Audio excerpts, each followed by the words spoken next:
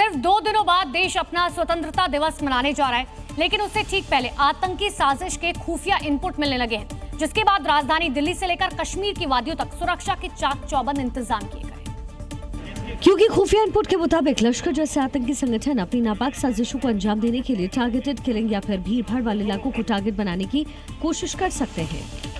श्रीनगर जो हब है वहां पर आप देख सकते हैं कैसे व्हीकल की चेकिंग हो रही है। स्पेशल ऑपरेशन ग्रुप जो जम्मू कश्मीर पुलिस का है, उनके साथ जम्मू कश्मीर पुलिस के ऑफिसर्स हैं। और इसी को लेकर कश्मीर घाटी में भी हाई अलर्ट घोषित किया गया। खुफिया एजेंसियों के मुताबिक स्वतंत्रता दिवस के आसपास आतंकी संगठन नापाक साजिशों को अंजाम देने की फिराक में है। जम्मू कश्मीर के कई इलाकों में SIA की टीम छापेमारी में भी जुटी है।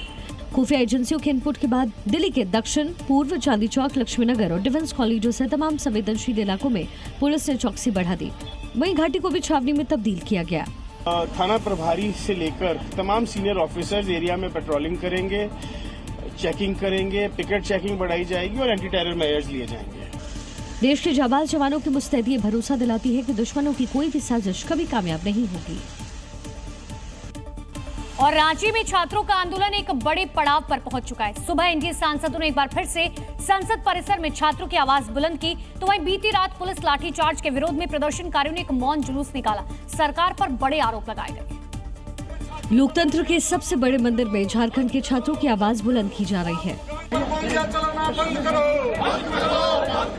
झारखंड के छात्रों पर लाठियां चलाना बंद करो, बंद करो, बंद करो। राहुल गांधी तेरी दोहरी नीति नहीं चलेगी, नहीं चलेगी, नहीं चलेगी। फिर भी अब तक इसकी गूंज सोरेन सरकार तक नहीं पहुंची। एनडीए सांसदों ने छात्रों के समर्थन में सीबीआई जांच की भी मांग की। सीबीआई जांच कराना होगा, कराना होगा, कराना होगा। इससे पहले बीती रात पुलिस लाठीचार्ज के विरोध में प्रदर्शनकारियों ने एक मौन जुलूस निकाला। स्थिति की गंभीरता को देखते हुए जयपाल सिंह मुंडा स्टेडियम को पूरी तरीके से छावनी में तब्दील किया गया। मौके पर भारी पुलिस फोर्स तैनात है। हालांकि छात्रों ने शांतिपूर्ण प्रदर्शन को दबाने की कोशिश के बड़े आरोप लगाए हैं। हमारे मूवमेंट को खत्म करने का प्रयास किया जा रहा है। बिल्कुल लंदन को दबाने की चल रही है, इसको तोड़ने के। जिस तरह से हम लोग पीसफुल बैठे हुए हैं, ना किसी को हिंसा दिमाग, ना किसी बदलता टिप्पणी कर रहे हैं। हालांकि प्रशासन ने इन सभी आरोपों को सिरे से खारिज कर दिया। फिलहाल प्रशासन और छात्रों के बीच बातचीत का दौर जारी है और सभी की नजरें इस बात पर टिकी हैं कि इस गतिरोध का आगे क्या हल निकलता है। जहरीले खाने के खिलाफ जी न्यूज की मुहिम का बड़ा असर देखने को मिला। घर बैठे सामान पहुंचाने वाले ब्लिंकिट बड़ी मुसीबत में फंस गया। FDA ने मुंबई के मलाड स्थित ब्लिंकिट के गोदाम पर बड़ा एक्शन लेते हुए उसका फूड लाइसेंस सस्पेंड कर दिया। जांच के दौरान जो सच सामने आया वो आपके रोंगटे खड़े करने वाला है। देखिए, गोदाम में चारों तरफ गंदगी का अंबार, कोल्ड स्टोरेज में एक्सपायर्ड सामान भरा था और तो और ताजे फलों और सब्जियों के बीच कॉकरोच रेंगते हुए पाए गए। खाने पीने की चीजों के रखरखाव के सारे नियमों को ताक पर रख दिया गया था। जी न्यूज की जहरीले खाने के खिलाफ मुहिम का बड़ा असर हो गया।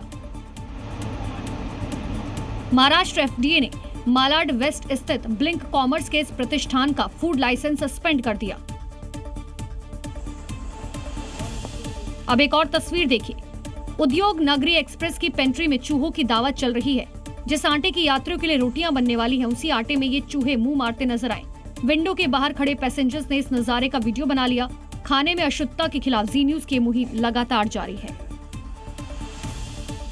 और कई राज्यों में हो रही मानसूनी बारिश से लोग बुरी तरीके से त्रस्त हैं। लेकिन दिल्ली के बुराड़ी से हैरान करने वाली खबर सामने आई, जहां बारिश के बाद गली से निकलना खतरे से सामना करने जैसा हो चुका है। ऐसा हम क्यों कह रहे हैं, वो आपको अपनी अगली रिपोर्ट में दिखाते हैं। ये तस्वीरें उत्तर दिल्ली के बुराड़ी और बादली के बीच स्वरूप विहार इलाके से सामने आई। यहाँ की कच्ची और टूटी गलियां बारिश के बाद तालाब में तब्दील हो चुकी हैं। इसके चलते लोगों का घर से निकलना तक मुश्किल हो गया है।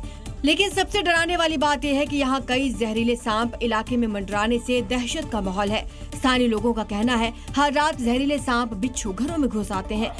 यहाँ रहना बहुत हद तक खतरनाक हो चुका है, क्योंकि बड़े बड़े सांप, बड़े बड़े कीड़े, और बहुत बार दवाइयाँ भी डाल चुके हैं। दवाइयों से भी कोई असर नहीं हो रहा, ना तो हमारी कोई सुनवाई हो रही। हालात ऐसे हैं कि कुछ परिवार अपने घरों पर ताला लगाकर दूसरी जगह जाने को मजबूर है। स्कूल जाने वाले बच्चों को भी मुश्किलें हो रही हैं। फिलहाल सवाल ये है कि आखिर राजधानी दिल्ली में आज भी ये इलाका मूलभूत सुविधाओं से छूटा हुआ क्यों है, और आखिर कब तक लोग इस नागलोक के बीच जिंदगी जीने को मजबूर रहेंगे।